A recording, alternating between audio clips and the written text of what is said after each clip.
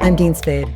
Welcome back to Love in a Fucked Up World, where we talk about how to build and sustain strong connections with each other, because our resistance movements are made of our relationships and are only as strong as they are.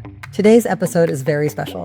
When my book, Love in a Fucked Up World, was first coming out, the Marguerite Casey Foundation offered to buy $10,000 worth of the book and let me give them away however I wanted. I've been involved in the prison abolition movement for decades, so of course what I wanted to do was collaborate with Books to Prisoners projects to get these books to people inside prisons for free.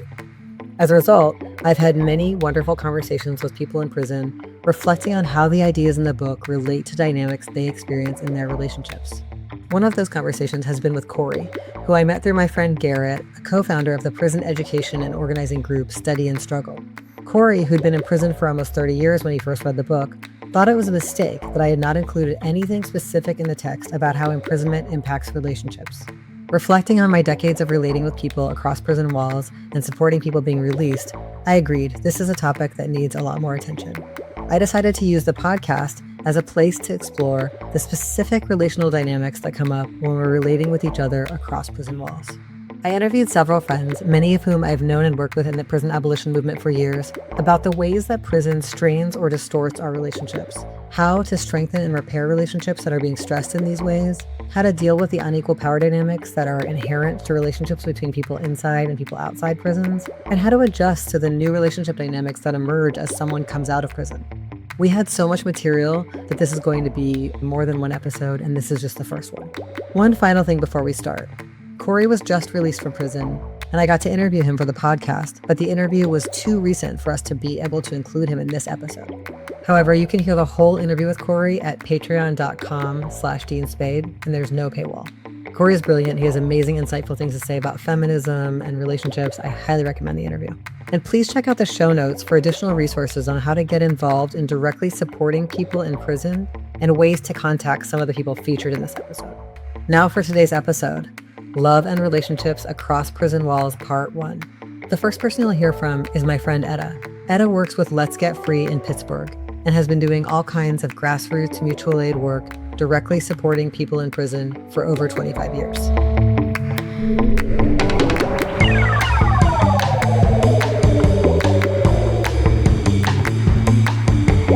I don't think there is a word in English that can capture, encapsulate, express the amount of missing that happens, like the magnitude of missing that plays out every day in the United States across the prison walls. It's enormous, vast, endless. There's so much helplessness, like to know that your loved one is in pain, has a medical condition, is not getting care at all. You know, there's, of course, advocacy and organizing and all of that stuff. But at the very root of just the knowing, you know, there's the frequent saying of the family and the friends do the time. And it's really true. You're in there. You're in your head. You're in there. Etta has seen firsthand the importance of relationship building for our movements and for our people inside. I believe that relationships are the antidote to everything, actually. And, you know, you think about what makes mutual aid different than charity and what is solidarity.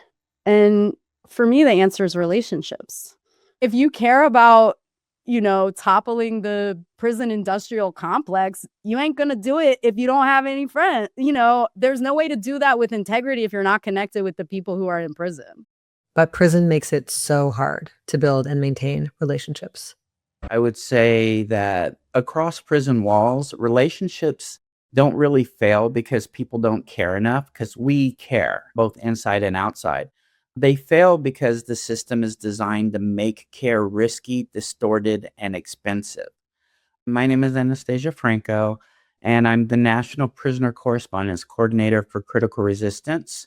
My main goal is to stay in contact with our people inside and get our people's voices outside into the real world where we can actually help make change happen. prisons don't just isolate people physically, they actively interfere with how relationships work. So communication can be delayed or distorted or censored. Time gets warped. Misunderstandings can sometimes sit unresolved for months. And people inside are constantly calculating risk in ways that people outside don't have to. So even something as simple as how someone signs a letter or the language they use to express closeness can be misread when it's taken out of lived context, because that's so different than the context that we have out here. I was just talking to somebody yesterday who still in late January has not received Christmas cards that they know for a fact that their immediate family has sent them. And so they wrote to the prison and were like, hey, can you send me my mail log so that I can find out what happened to these cards, because I never got them. And then they got some BS answer back that was like, well, you need to send us cash slips because we have to make copies, and then you have to pay for those copies, and you have to tell us what dates. But then how is she supposed to know what dates the mail got here, because she never got the mail, you know? Yeah. And so it's like, that is also a thing where people are just not getting their mail from the prison. But it's like, you don't know if you just haven't heard from that person in forever, or if maybe your loved one actually thinks you've heard from them and you're not responding. That is so heartbreaking. I mean, every single thing about prison is intentional torture, but the mail and the phone is its whole own thing. This is my friend Enja. Enja is a Black queer writer and organizer who's been incarcerated since 2020. We've been friends since 2008. We were coworkers at a job when we first met, and then we became neighbors when their queer people of color household moved into the same building I lived in. At one time, we had the cutest life, meditating in the morning at my house, commuting to our job together, grocery shopping together. We put on some very cute parties together. Right now, we get to talk about 3 or 4 times per month, and we exchange messages through a for-profit messaging app in between calls. I'm just remembering a really heartbreaking experience I had. I had a beloved friend who I communicated with in prison for like 15 years, and eventually he was released and is thriving, which was so beautiful. But when he was inside, he went through a period of crocheting, like amazing crocheting. And he sent me these really adorable animal hats for all the babies in my life. Oh my and gosh. I took pictures of these babies wearing these hats and sent them to him, and the prison wouldn't let him have the pictures. Ugh. Like they all got sent back to me, and they also put like staples through the center of them. And it just was like, you know, I wanted him to experience the appreciation of seeing the babies wearing the hats. You know, I mean, it's like, it's just so rough, you know, like the ways that, you know, 25 or 50% of our communication and connection just get somebody, they somehow stop it. And Yeah, because we can't leave voicemails and we can't text to be like, hey, this is my phone time. And because our phone times are different every single day. Like I can't sign up for a 5 o'clock phone time every single day. When we get the opportunity to sign up for phone times, rotates so that everybody at some point has a chance to get a later phone time, because most people want to call their loved ones like when they're off work, when they're home from school, you know? So it rotates, which means that sometimes I might be able to get an 8 o'clock phone time, which is great because then I can call people in different time zones, right? But sometimes I might not be able to get a phone time past, 10 a.m. So because I can't call at consistent times, it means people can't anticipate when I'm trying to call. So most people in here are just calling and calling and calling and calling. And, we'll call 10 times before their people happen to have their phone nearby and the ringer's not on silent. And, it's just an intense kind of vulnerability that we don't have a lot of practice for. Like nobody involved has a lot of practice for.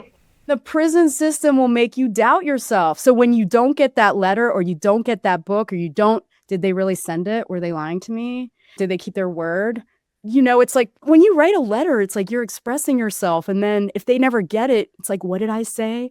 While we're talking about these kind of communication obstacles, one thing I really wanted to make sure we talked about is how intensely difficult it can be to read tones and interpret chemistry, because it's like we can't access the same kinds of physical cues. It's like right now we're on Zoom and that's like a million times better than phone or in writing. But even still, it's like we're not in the same space. Our time is intensely constrained. We're not having a private conversation. Like there's like 18 different kinds of surveillance happening and there's so much happening in the background right now. I don't know if folks can hear it, but there's just like people yelling and like just staff having, you never know with the tone, the staff are always like have like these angry tones and you can't tell. Like just now I thought she was yelling at somebody. She was just making an announcement, but her tone was so angry, And so it's like, you never know, like, is something stressful happening in the background or is it just like daily logistics, Anyway, so. I mean, our last 2 calls were ended by lockdowns too. Yeah. I mean, like just that, you only get 6 video calls a month. They are so precious for those of us who are trying to reach you and love you. That's a really big deal to have 2 out of 6 ended by lockdown. Yeah. Devastating. Yeah. And just this week, I had a phone call with someone who we had been trying to connect. I mean, we had both been working so hard to connect for weeks, and we finally got on the phone. We were on the phone for 3 minutes, and then they locked us down in the middle of the phone call because they were coming to take somebody to the hole. After we spoke, Etta shared this audio recording of a conversation with her friend Donald Antonio Scott, who has served 18 years on a 107-year sentence in the federal system. He works as a peer support mental health specialist and has been teaching himself and others how to crochet.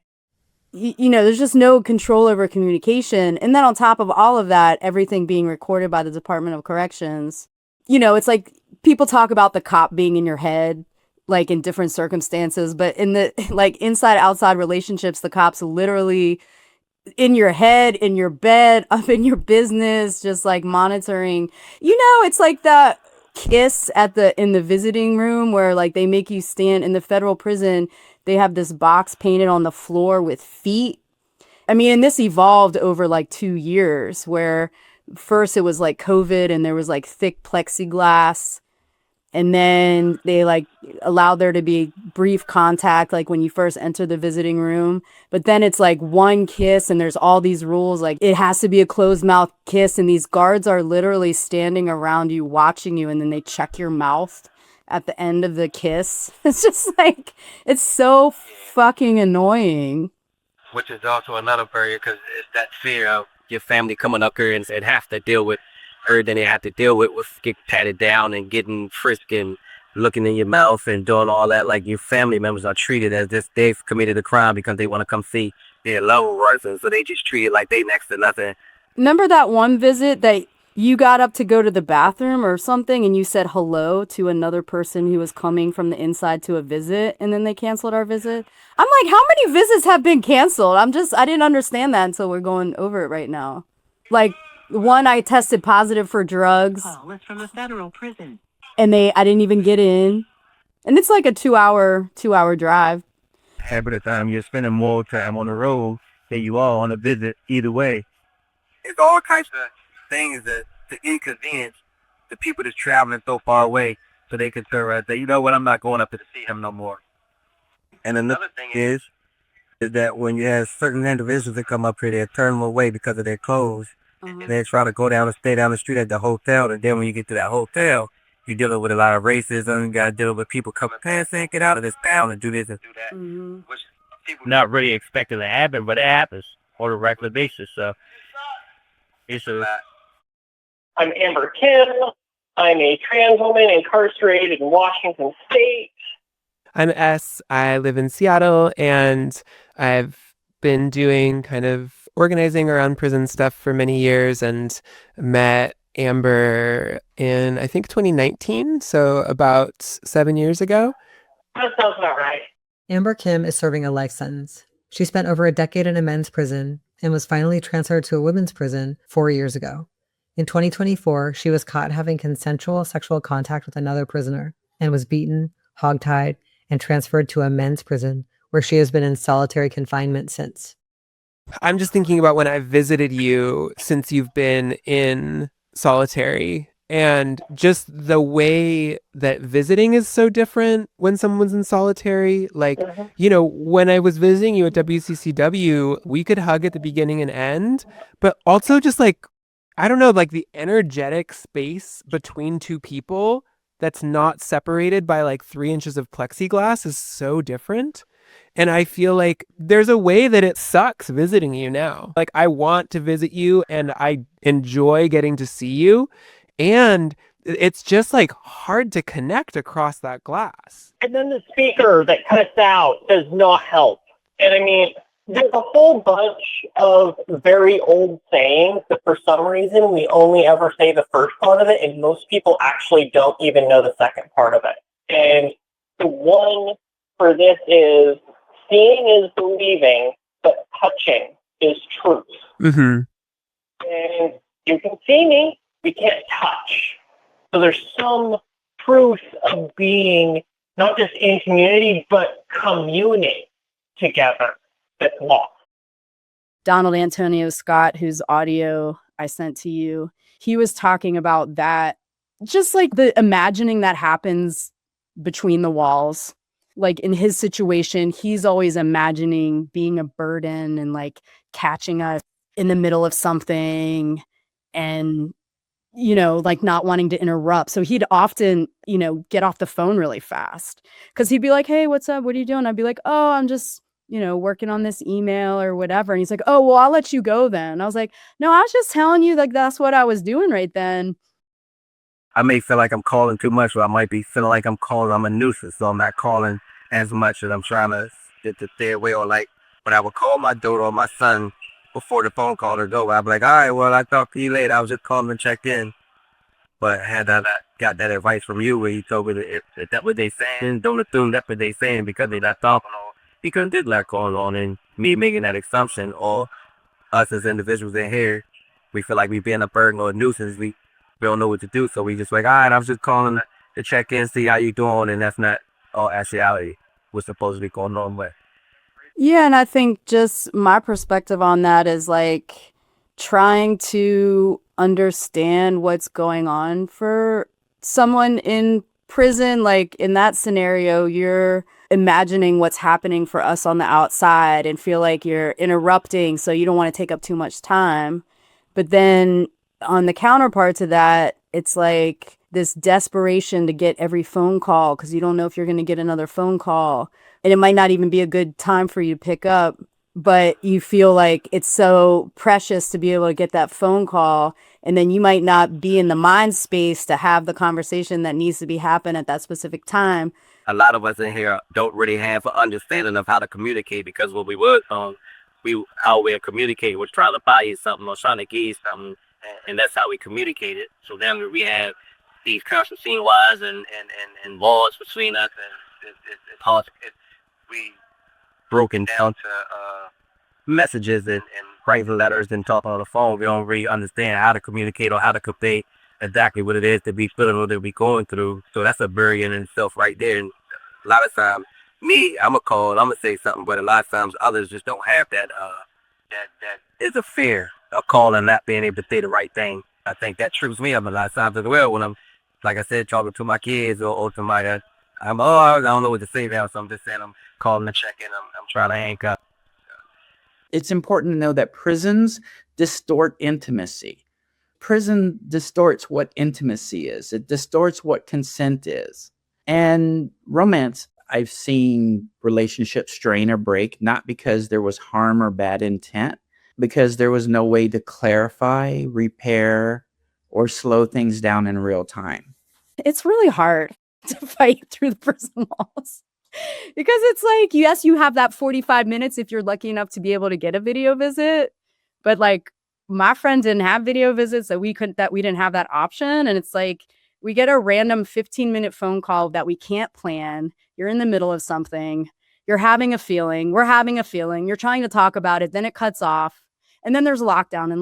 And oh my God, are they getting medical care? Oh my God, are they getting beaten up? And then you get a phone call again and you try to pick up from that 2 weeks ago. Feelings are different. I'm in a whole different place now. It's just like so many conversations are like never finished. I can say what's worked for me in strengthening relationships under these conditions. So for me, it's slowing down interpretation. If you're getting a letter, if you're getting a GTL text, or however that communication is going, slowing down and looking at it not with your perception or your shades, but kind of like maybe looking at it from a different perception. Anastasia's advice here about slowing down interpretation really struck me, and I wanted to talk about it with Enja, who has taught me a lot about checking in with people and clearing up fears and misunderstandings. I just talked to this really brilliant person in a CJ yesterday who spent a long time inside and now does all this organizing work outside. And one thing she said was that like she used some kind of word, sort of like generosity of interpretation and pausing before interpreting. I love that. Reserving judgment, kind of, especially with how slow communications are. If you find yourself sort of taking offense or feeling left out or shut out, or, just like, and I think that is a beautiful principle. It's quite hard to do, because it's so easy to have a reaction. It's been really, really, really worth it, hugely worth it to me to like just take time to check in and be like, whenever I feel like even possibly I've missed the mark or missed cues. And I've had the same thing happen with my loved ones on the outside. If they feel like they have like misread a situation or like miscommunicated somehow or like missed a moment somehow, or those check-ins have been like such powerful tools. I think I have found that like, even if the other person wasn't bothered at all and actually like doesn't even know what they're talking about and like, or like remembers the moment but wasn't bothered at all in that moment, that like, it's just a way to demonstrate how much you care about maintaining a healthy bond, and that those conversations can lead to like new insights about one another that actually like help you grow together. And also that it can be just like a really powerful tool for helping to release anxiety. That, if I'm spinning about something I said or worried that a tone came across in a message that could have been misread or misunderstood, or, that just taking time to be like, hey, can we revisit this and like make sure that everybody's on the same page can do so much to relieve that anxiety. And any way to relieve anxiety is like, great all the time for anybody, but especially for folks on the inside. Like there's so much stress all the time in here. So like any way you can just let go a teeny little fraction of it is huge. It's a huge deal. Yeah. We've had some really beautiful interactions of that kind, honestly investigating and really wanting to hear what the other person says. And it just is so trust building. And I actually think it's really rare culturally. And then it's maybe even more rare when we're under stress. And everybody who's inside or has a loved one inside is really under a lot of stress. So I think the relationships can become really tight. That has happened to me in other relationships, people inside, like where it felt easy to make a misunderstanding. And these relationships, I think, feel more fragile because there's so many things in the way. Like it's so much easier to, like if people on the outside feel busy and avoidant and they just don't write back, or they just don't schedule a call, or someone on the inside is feeling like quite anxious and easily triggered to like, they don't care. And Right. I'm just going to protect myself and shut down. I could just imagine all of the kind of extra dynamics to just the reactive modes that are in all relationships. I think one of the important things that we have to recognize is that relationships across prison walls are shaped by unequal risk and power. What I mean by this is misunderstandings cost people inside much, much more than they do outside. Simple things as different meanings and language. Often people outside have the ability to disengage, and people inside don't know what happened. Depending on what a person inside may say or what a person outside may say to the person inside can actually carry real consequences. When we look at power dynamics, mutuality doesn't require equality, but it requires honesty about power, and we need to understand that. I think it's also just as a power dynamic, and it's like it produces essentially like anxious attachment reactions, I think oftentimes for people inside. Like that's what I've seen happen for people. They meet a new friend on the outside through a pen pal program, or they are newly inside and they're communicating with their friends outside, and there's suddenly like this incredible unevenness that one person's super isolated, really relying on the people outside for companionship, but also maybe for some material things. And the people on the outside have a zillion things going on, and they have a million ways to communicate really quickly, and they can get their needs met really fast through texting or something with other people, but not with this person who's got this time lag. And I just have seen a lot of people on the inside just be put through it. Like, who of us has the resources to stand that relationship imbalance? Like, I think, sometimes people work with it very beautifully and carefully, but It's just a lot to ask of relationships. Like, no wonder there's conflict. People feel angry that the person on the outside didn't do what they said they were going to do or didn't do it fast. It could put you in a state, you know? There's just such an intense power dynamic, right? Of being like, you can call me, but I can't call you. And when you call me, I can pick up or not pick up, and you just have to keep trying to call. There's like this inherent power dynamic just there, right? And also the inherent power dynamic of being like, at this point, it's like, I have control of a bunch of your finances. You and I are at like the tail end of intimacy short of marriage for a relationship across prison walls. So like, you have my power of attorney. If I'm randomly dying and in the hospital, you're the one who decides if I'm donating a kidney or not. Like all of these things, like finances, you already mentioned. And I feel like we've gotten here largely because you're open to a lot of things and I'm very careful about not imposing. And I feel like that's also a part of like the dynamic that makes our friendship work on like many levels. You know, me being respectful of your time by not calling 50 times to try and get a hold of you. You schedule the time. That's when I call. I try for like a half hour to 45 minutes, and then I set it aside until you tell me to try again. But we also talked about like how, you know, like part of that power dynamic though forces you to a bit like hyper track what I'm sensitive to in a way that means that it's like, I don't have to do quite the same thing with you because, I mean, structurally, I feel like it feels fucked up to say this, but like structurally you need me, you know? And so there's this huge power dynamic there that's like, I think forces you to, I think, be in a more deferential position. And I also think that we're pretty open about that in our friendship. And I do think this is part of why our friendship has worked is because you're really careful. I can have a lot of avoidance and I can have a lot of kind of like, I don't know, trust can be hard for me. And so I think the fact that it feels very clear that you're like very careful to not be imposing on me is helpful for me. And I think it's a burden that like you shouldn't have. I mean, it's also on the flip side, because of the power dynamic, I am forced to be in a submissive, surrendering position to you. And I've had to deal with some of my own shit around that because that was the power dynamic imposed on me by my parents as a child. I mean, say more about that because we've never talked about that. And I feel like that's something so deep there. Well, it's one of those things where it's like I have learned to be extremely independent. Like there's a level of independence I have forced myself to develop from my childhood damage through to being subject to the DOC bullshit environment.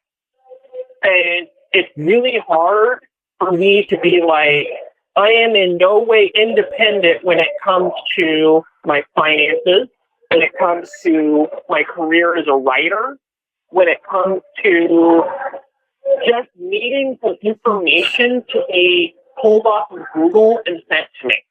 I have zero independence on all of these different things, right? Like, I literally can't just look up somebody and send them a letter. I'd have to ask someone to look up somebody and send me the address so I can send them a letter. I'm put in this, like, infantilizing position of submission that I really don't like.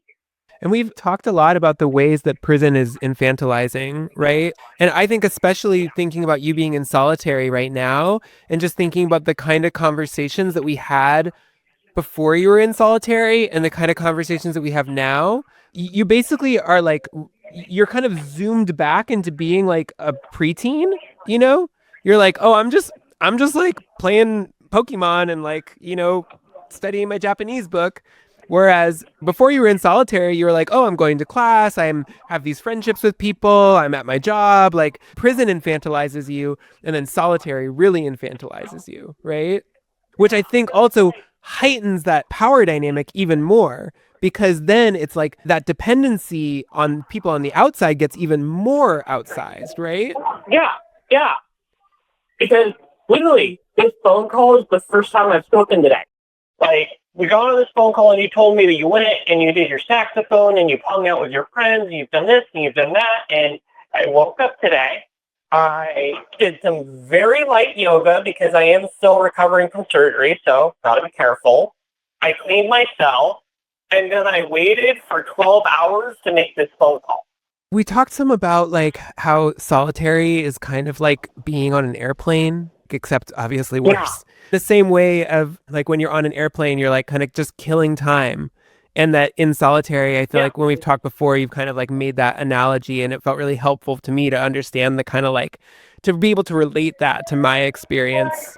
Yeah, I mean, if you substitute a crying baby for a 40-year-old man throwing a hippie fit and screaming profanity, yeah, it fits. I also spoke with Eric King. Eric spent 10 years in federal prison for an attempted firebombing that was an act of solidarity with the anti-police uprising in Ferguson in 2014. I have admired Eric and followed his case for years, and when I saw pictures of the day he was released in 2023, I was so moved that he was wearing a Protect Trans Kids t-shirt. In an interview with Unicorn Riot, he was asked about it, and he said, "I got to walk out of prison wearing clothes that represent who I am, so that felt really great." I was eager to interview Eric for this episode because he maintained a lot of collaborative relationships with other activists while inside, as well as his connection to his wife and kids. It gives you like this impotent kind of feeling to where you're never enough. Like, I got my wife out here paying bills, taking care of the kids, taking care of me, getting books, getting magazines, getting them to school. And I am teaching a yoga class for $12 a month. I am making them one phone call a day, tops. It creates this imbalance. And that's kind of where the you're not enough comes from. I can listen and I can provide all of that, but that doesn't feel like you're doing enough when all the tangible stuff is coming from outside inside. Mm-hmm. It's hard. I recently was talking to a class of students inside a men's prison, and we were talking about some of my more recent work about relationships and stuff. And this one guy was saying how he feels like actually he has a lot of emotional depth from his experiences of isolation, solitude, and study in prison. He feels like his loved ones on the outside are living these hectic lives trying to survive, and that he can have this kind of like wisdom that he can share and support them in their emotional processes that they have like less space for in a certain way. It was a really interesting perspective, because I've also heard people say the reverse, that they feel that while they're inside, they have to be really shut down because of the level of violence. So I think, there's lots of things happening for different people, but I really thought it was beautiful, his experience of feeling like a wise elder. He'd also been in since a teenager, and he was in his mid 40s. And so he was like sharing this role he had in his family and friend circle, that I found it very beautiful. What they were saying, or at least how I'm interpreting it, that's real also, because like, especially when you're locked down, I did 7.5 years in a box, just in segregation. And so that does teach you like how to work within yourself, and then you can pass that on. Because in the free world, you are just smothered with information coming from every angle. And I forgot that. You got the internet, you got social media, you got Reddit, you got TikTok, everything. It doesn't stop. And capitalism crushes people. Constantly worried about everything on earth. When I'm in that shoe, special housing unit segregation, I'm worried about how can I keep myself whole? How can I develop my brain to survive? How can I learn to treat people kindly? How can I learn to love myself and others? And you don't really get that in the free world, that space. I mean, that is something that you learn in prison, and it's a hard lesson to learn, but you can. And I think that is important to bring to people outside. I hope that it's helped my family. Mm-hmm. It's helped me. I feel like really diversifying the way that we intentionally seek varied pathways for support in both directions, like, I think is so, so, so important. Carceral structures are intensely infantilizing. It's like they really, really do everything to like strip away your agency, right? And it's like, I could never even begin to calculate like the ways that every single day its captives are like subjugated and stripped of agency at every possible turn. The level of creativity is like, is really mind-boggling. So any practices that like mitigate or like counter that daily violence are like so crucial and valuable. And I feel like really thinking creatively across the walls about like how we can offer one another really varied pathways to support. So like advice giving and like perspective giving. One thing that's been really amazing for me is people offering me playlists for music and me being able to offer people back like, here's what I'm listening to and here's why and here's how it's awesome.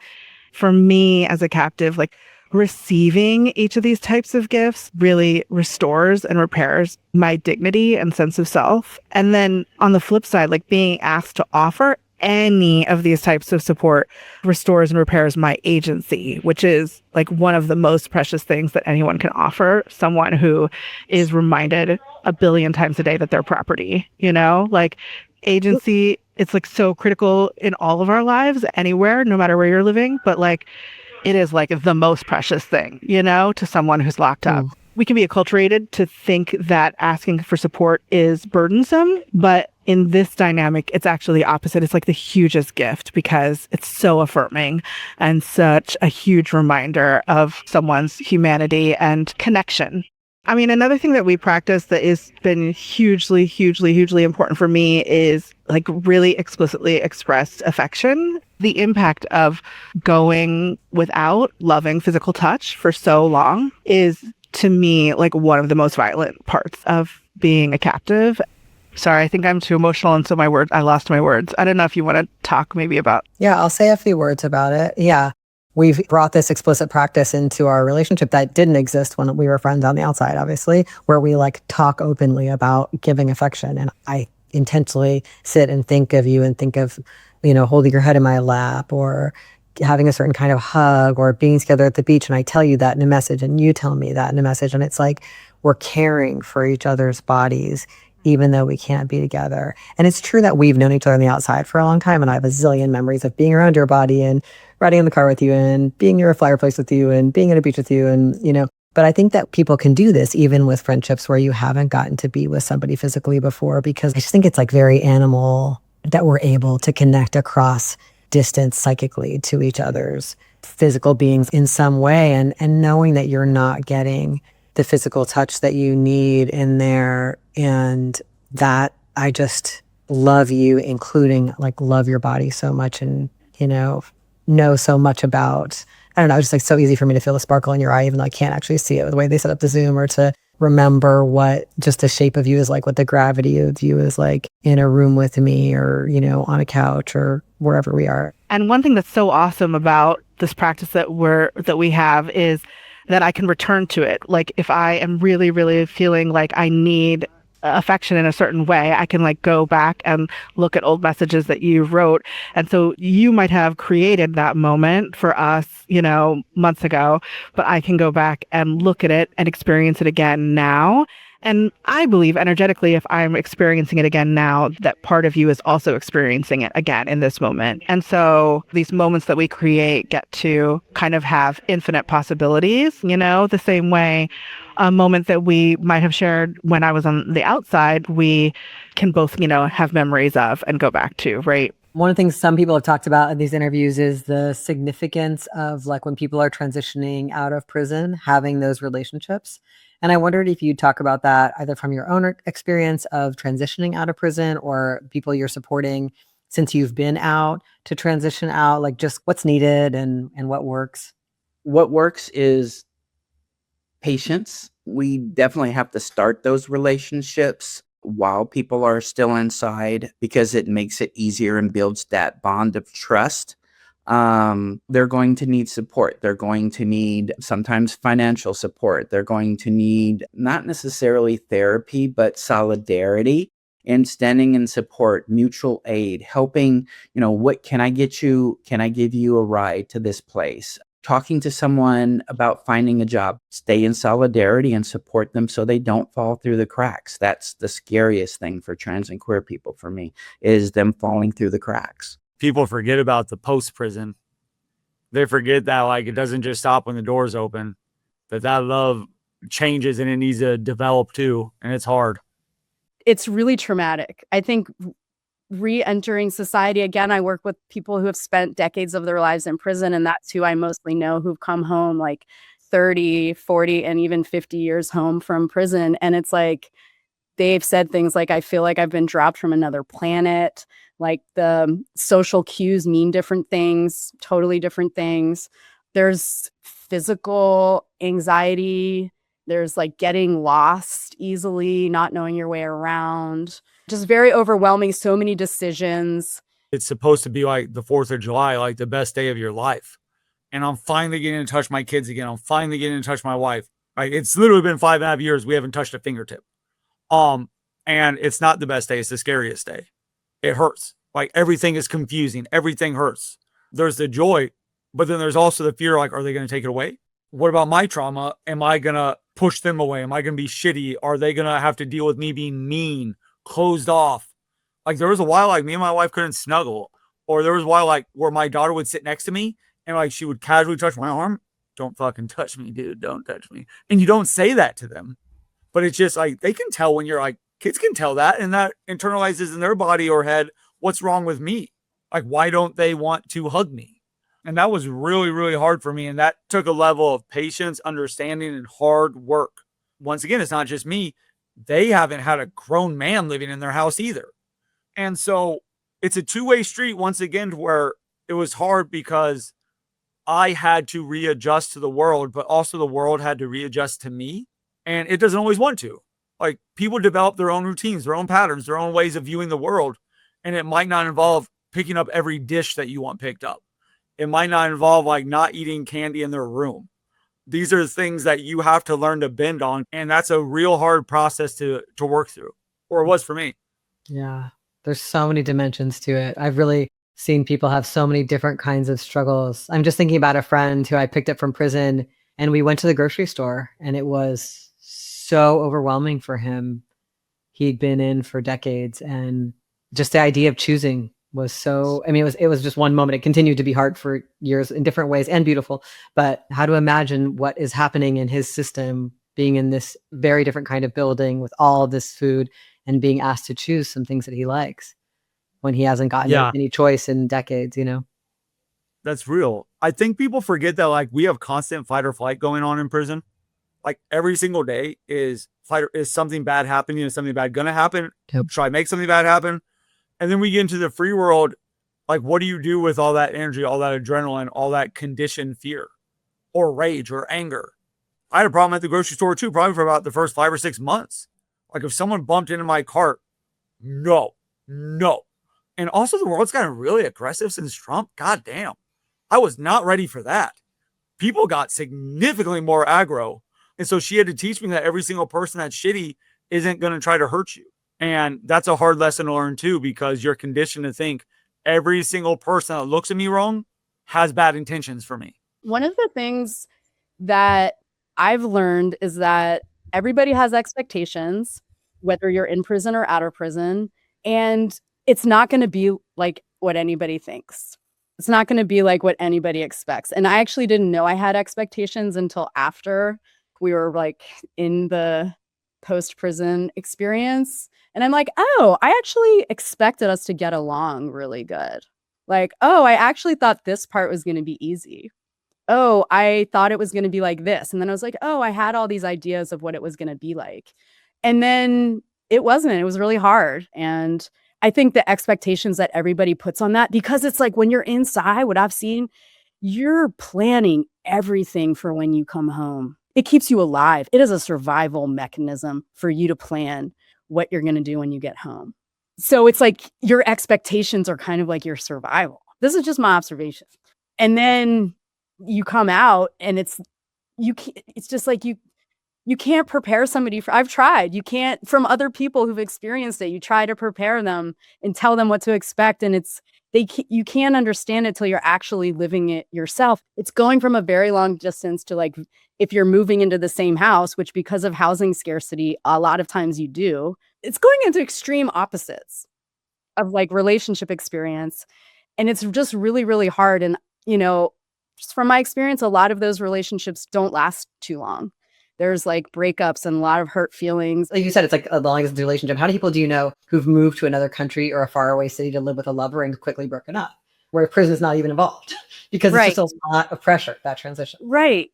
You mentioned the weight and the pressure of just even like the video visits and like what a relationship and a friendship can mean to someone in prison, and that dynamic comes out of prison too.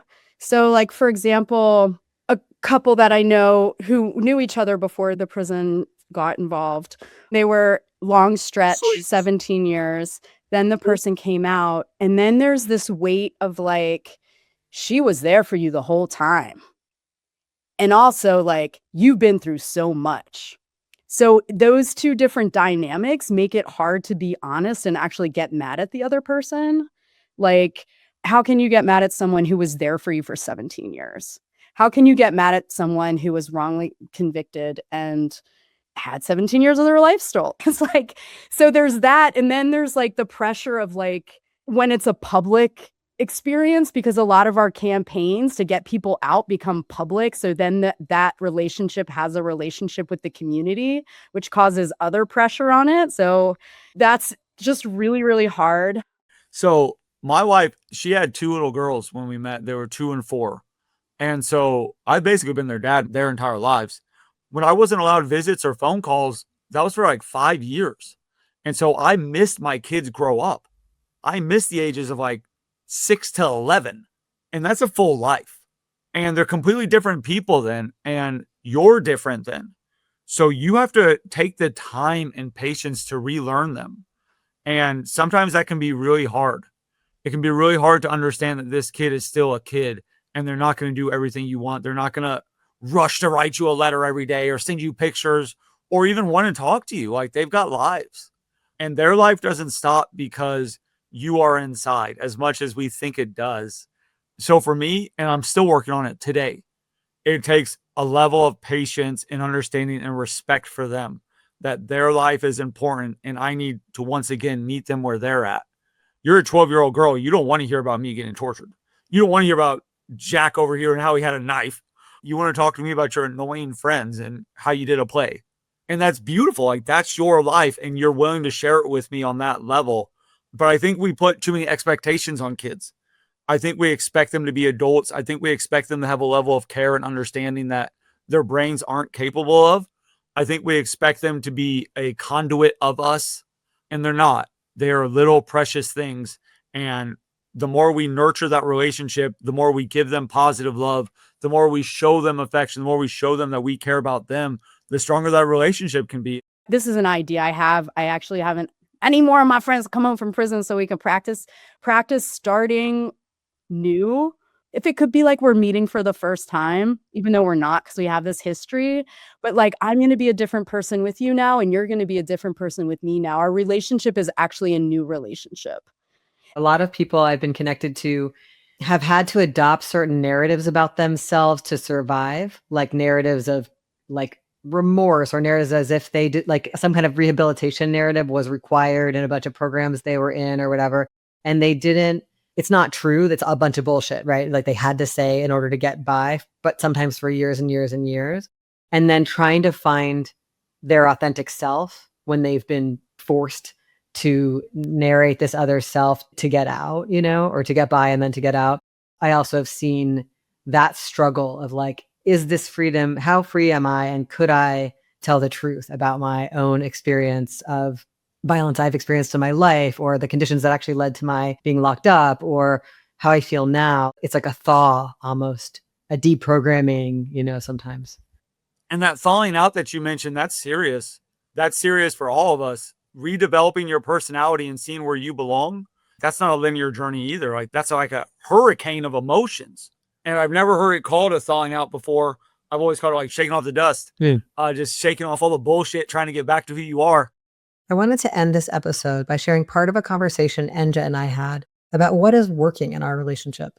I feel so close to them right now, even though I haven't seen them in person in years, except for one short visit through plexiglass before their sentencing in 2023. Should we talk a little bit about what has been working well for us in our relationship? Well, first of all, we definitely have this like really explicit, concrete agreement, right? We have like this agreement that we have a default understanding that, any lapses in communication are not out of lack of desire to be connected, right? They are about external constraints and not what either of us would choose. Yeah, I think that's so important. It's almost like trying to create security in a Mhm. relationship that like the state has tried to make insecure. Yeah. It's like, how can I make sure you feel my love, devotion, and friendship, no matter what? And I think us having that background agreement and then also repeating it to each other, Mhm. it's like a ritual for dealing with the fact that there will be lockdowns and there will be, whatever, there'll be times we don't reach each other and we're like, what's going on? How to still feel love across our connection, no matter what's happening, and still feel like we can rely on it. Like it's part of our sense of security in the world for both of us to know that our friendship is there. And so how do we feel it even when there's obstacles? I think that's like very aspirational. Of course, it has to be practiced all the time, because Right. we're all kind of also naturally insecure in this really terrifying world. But I do think it's meaningful to put that into the friendship and Yeah. keep putting it in there. Yeah. Absolutely. Thanks to everyone who spoke to me for this episode, and special thanks to Kelsey and Hope for the intense editing lift that this project required. Thank you to Corey for inspiring this episode. One of our hopes for making this episode is that more people will become pen pals to prisoners. If you're interested in becoming a pen pal, find a chapter of Black and Pink near you, or check out other pen pal programs like Power Blossoms, Flying Over Walls, ARC Gender Justice, Abolitionist Male Project, or Trans Pride Initiative. We'll list these in the show notes. Also, if you have a friend inside who wants a free copy of Love in a Fucked Up World, they are still being distributed by 1977 Books. You can send a direct request to Steph, STEF, at 1977books.com. If you want to share this episode with friends inside, there are two ways. Some people have been able to download the podcast through prison, tablet, music, and podcast platforms. For those who can't, we've made a special version of the transcript that we hope will be easier and cheaper to print and mail than a typical transcript. You can find the link in the show notes. Thank you for joining me for the latest episode of Love in a Fucked Up World. This podcast is based on my book of the same name, which is out now from Algonquin Press. I hope you'll pick it up from an independent bookstore in your community. Please do not buy it from Amazon or Audible. It is also free on the Anarchist Library website. Love in a Fucked Up World is hosted by me, Dean Spade. It is produced and edited by Hope Dector. This special episode was also produced by Kelsey Kitsky. Our creative director is Cito Carrillo. Thank you to Eugene, Derek, Lindsay, Morgan, Jessica, Raindrop, Nicole, and everyone else who helped with the podcast. Our theme music is I've Been Wondering by The Ballet. We need each other now more than ever, and I hope this podcast offers tools and ideas that can help us to build and sustain strong relationships and strong movements. I hope you'll keep listening, subscribe, and share this episode with the people in your life.